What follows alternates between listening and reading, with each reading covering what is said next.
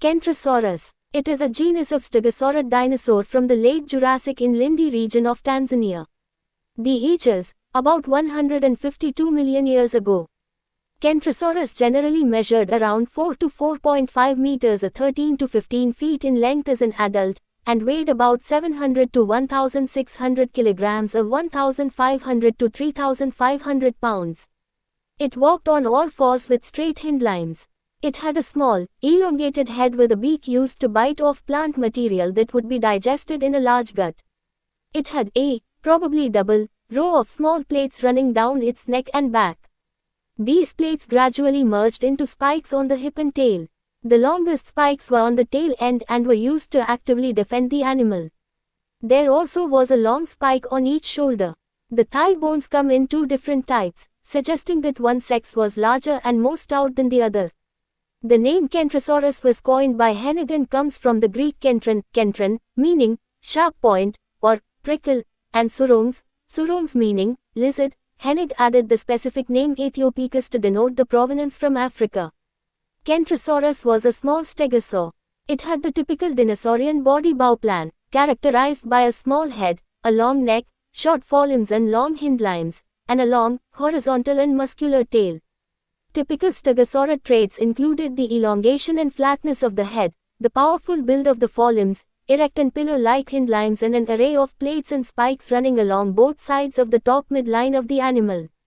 Kentrosaurus aethiopicus was a relatively small stegosaur, reaching 4 to 4.5 meters or 13 to 15 feet in length and 700 to 1,600 kilograms or 1,500 to 3,500 pounds in body mass.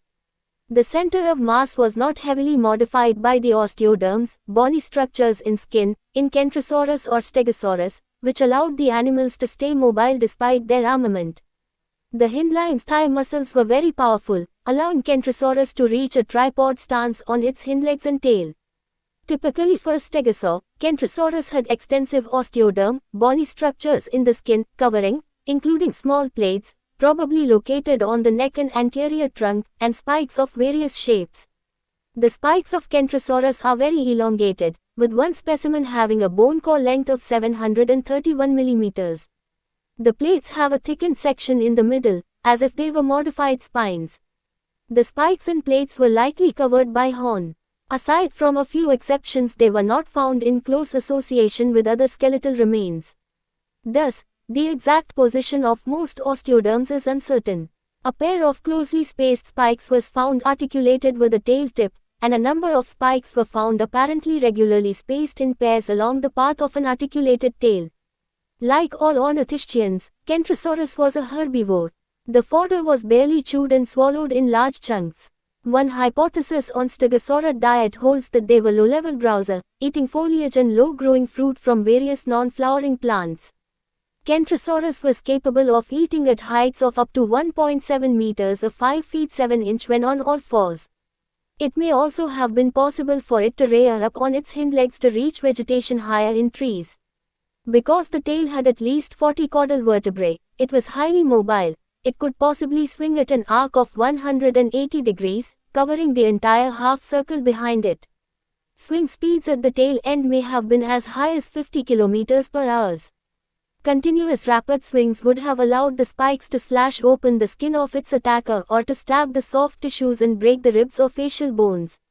The Tendaguru ecosystem primarily consisted of three types of environment: shallow, lagoon-like marine environments, tidal flats and low coastal environments, and vegetated inland environments. The marine environment existed above the fair weather wave basin behind siliciclastic and oid barriers. It appeared to have had little change in salinity levels and experienced tides and storms. The coastal environments consisted of brackish coastal lakes, ponds and pools. These environments had little vegetation and were probably visited by herbivorous dinosaurs mostly during droughts. Thanks for watching. Like, share, comment and subscribe our channel.